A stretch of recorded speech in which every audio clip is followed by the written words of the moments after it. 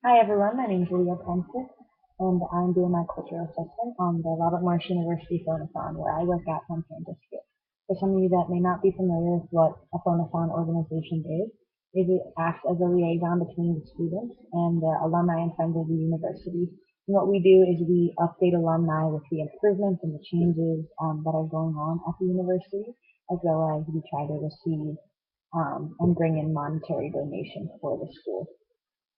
So the Robert Morris University Phonathon here actually is a very small one. It isn't very old. It consists of about 30 student callers and two supervisors. Um, the first supervisor is the manager of Phonathon, so she oversees everything. She handles the donations that we receive and things like that, while the other supervisor almost works under her as her assistant, and he monitors our phone calls, gives us feedback, and things like that. So the theory that applies to this organization is the symbolic interaction theory, and this says that the individual is shaped by human interaction, and that our behavior is learned through experience and interaction with individuals.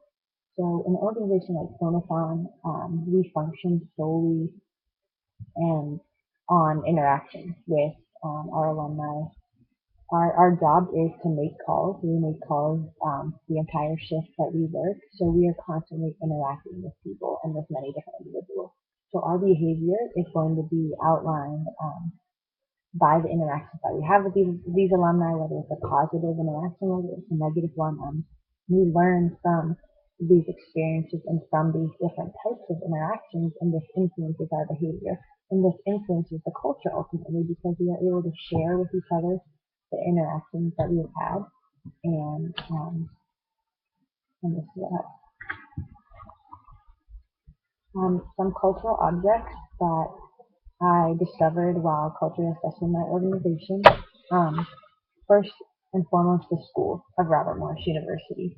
Um, this is something that the alumni and the student caller will have in common, so it brings them together. It gives them a sense of unity.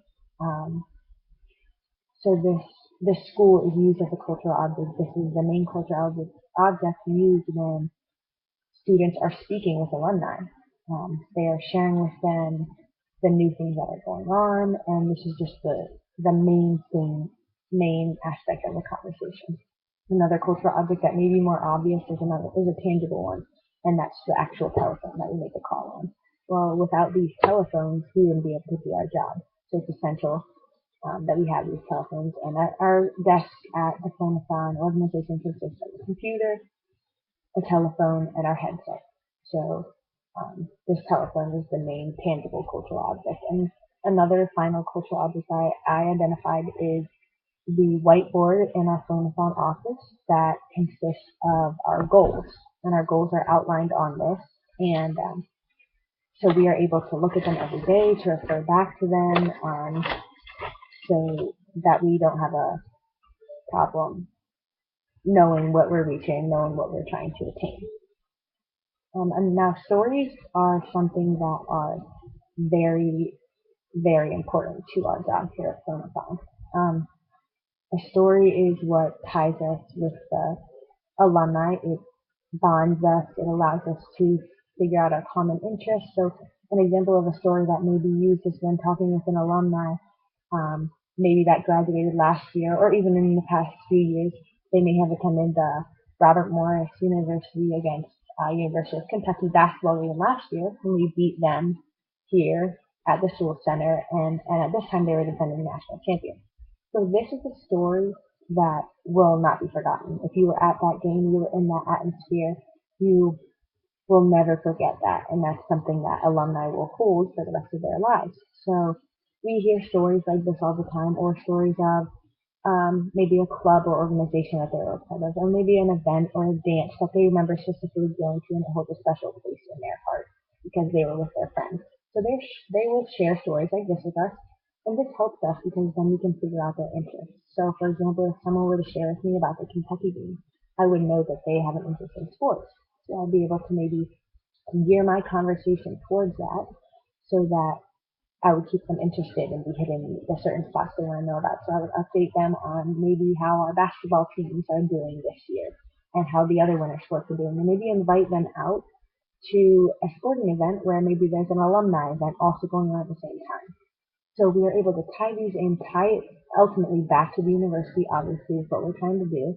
And then hopefully this positive conversation will lead to a donation.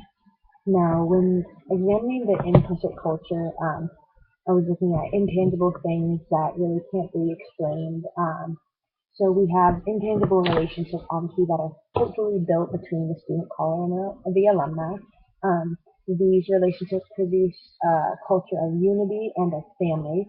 Um, so there's something that is difficult to do over the phone on a short period of time, but definitely in many cases a relationship is built because you share that commonality of the school of Robert Morris. Another implicit culture is the donations and the kind of ask that you do, or the pride of getting a yes. Now, when I say the kind of ask, we are required at Phonathon to ask 3 times for a donation. So for the first time, maybe with someone that hasn't ever donated to the school, you would ask for a donation of about $50. Now, if they say no, you're supposed to then explain the importance of a donation to the school, that it's not really the amount of money, but more that you are participating and reinvesting in your school, and you might ask them for a donation that represents their graduation year. So, for example, for someone that graduated in 2013, you ask for a donation of $20.13. Now, if they still say no to that, you are required to ask a third time for a simple small donation of $5. Now it's proven, and they have brought in people that have explained that if you ask 3 times, you're more likely to receive a donation. So that is why we have this 3 ask process. And this is an implicit culture. It's intangible. It's the way we hopefully get our donations. And then the pride of getting a yes is definitely an implicit culture that goes along. Now, the explicit culture at Phonathon is produced by the donations. The donations that come in, you can see the benefit that they have. You can see it around campus with the new buildings being built and the new improvements, places like the library and things like that. So it's definitely something that you can see. Now, a lot of the donations are also used for the students, so you can see if there are more scholarships available to students or more financial aid and things like that. That's the explicit culture. And the symbolic culture is pretty simple. It's the actual donation. We can bring in donations in the form of a credit card, where we do it over the phone right then, or we can do it in the form of a pledge card, where we send something in the mail and they send it back to us. Also, another symbolic culture is the reward for getting a donation. Now, when you get a donation, you get to write your name out and put it in a jar. And at the end of the week, three people are drawn out of that jar. Now, the first person that is drawn gets a free RMU piece of gear, and normally it's a water bottle or a mug or something to that extent. The second person that's drawn out gets a free hour of work added to their paycheck, and then the third gets a full shift added to their paycheck. So the more donations you're bringing in, the more opportunities you're getting to put your name in that jar and be drawn for prizes like that. So that's obviously a symbolic culture and incentive. Now, when you bring in credit cards, you get to put your name in twice. When you bring in a pledge card, you put your name in once. So that's obviously another symbol of that. Now, the subculture of an organization is kind of tough when an organization is so small as Phonathon, since we do only have about 30 callers and 2 supervisors. But there are subcultures based on usually how long you've worked there. So the more you work with someone, the more you're going to be around them. You're going to build relationships with them.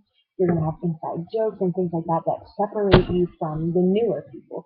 And also, since the supervisor here at Phonathon is new, about the past year, there are students that worked under her and solely her, and there are students that have worked under her and previous employers.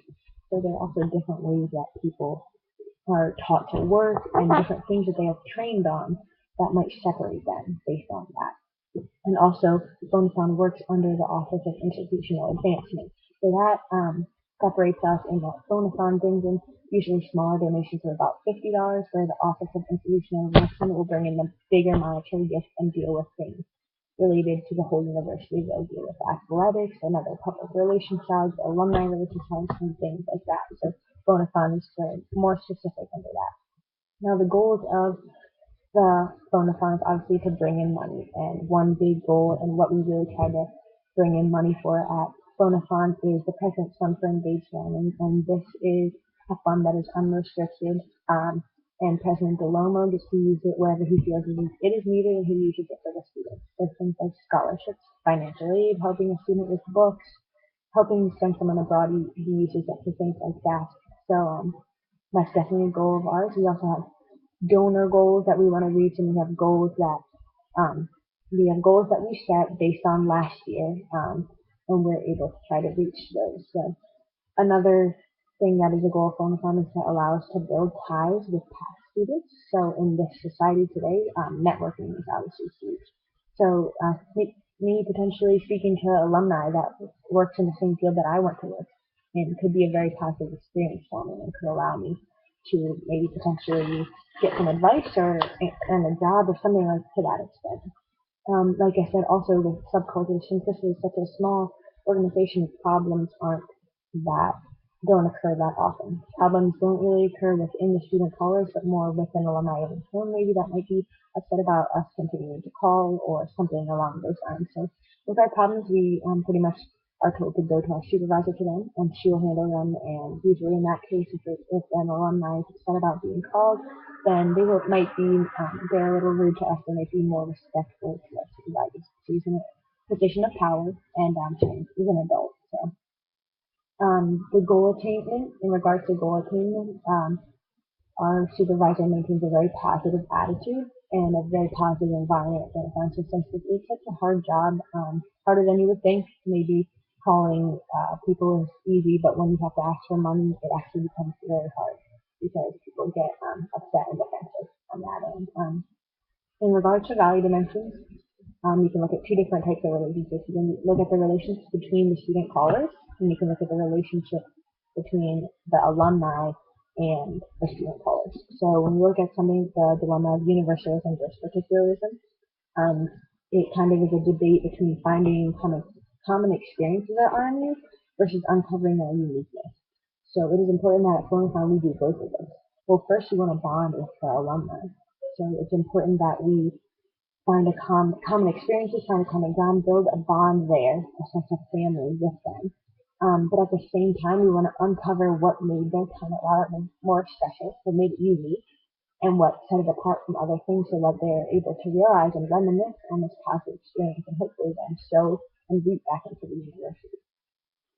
So at Phonathon, we definitely have a balance of that universalism versus particularism. Now, another dilemma is individualism versus communitarianism. At Phonathon, this would look like teamwork and cooperation of the student callers versus trying to attain your individual goals and solely that. Now, at Phonathon, obviously, we don't get to interact very much between the student callers, but we do have a balance of this. We are striving to reach our goals, and we are willing to help each other and give each other advice and experiences and share our experiences that we've had on the phone, but we also do have our own individual goals that we have set with our supervisors that we're trying to attain as well. And like I said, trying to attain donations individually so that we can then get those incentives of maybe an extra shift added to our paycheck or something like that. And the final dilemma that I did was the specificity versus diffuseness, and this kind of looks at Phonathon, the demands of meeting our specific donor goals and dollar goals versus building long-lasting relationships with the alumni. So this there has to be a balance of this at Phonathon, and there definitely is. It's definitely stressed that we need to meet our goals, and it's very important that we meet our goals and beat last year's numbers in that sense because it is very important. Our job of bringing donations into the school, we're trying to make improvements and continue to grow and be successful. But also, we want to build a positive relationship with the alumni so that they remember that and that they want to continue to have a relationship further than just when they graduated or something like that. So there has to be a balance between that.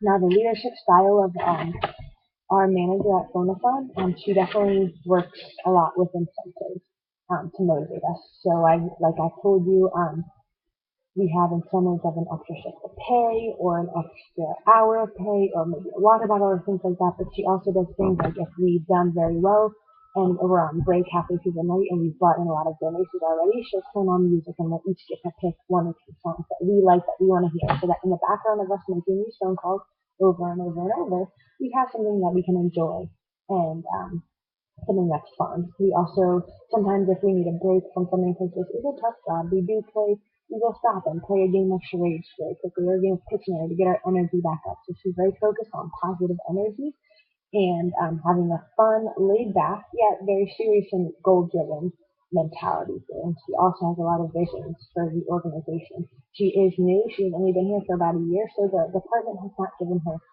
full freedom to do whatever she wants, but she has made little changes to the organization that will definitely lead towards the big changes in the vision that she has for Phonathon. Now, Robert, you can tell that the Phonathon organization definitely fits the theory of symbolic interactionism, since we are an organization that is solely focused on interaction. That is our job, to interact with alumni of the university and to hopefully bring in a donation because of our positive interaction. There are many visions for Phonathon, and one of those is to create long-lasting relationships with alumni that will want to reinvest into our university and that will have a continued interest and want a lifetime relationship. We do not want individuals that come to our university, get a degree, and then they never have any contact or want to know what's going on. We want to keep them updated. We want to keep them interested and invested in what is going on so that Robert Morris can continue to grow and succeed at a rate that is going on now. So Phonathon can definitely do that, and it continues to grow as the university grows, and I'm excited to see what it has in store. That's my cultural assessment of the Robert Morris University Phonathon.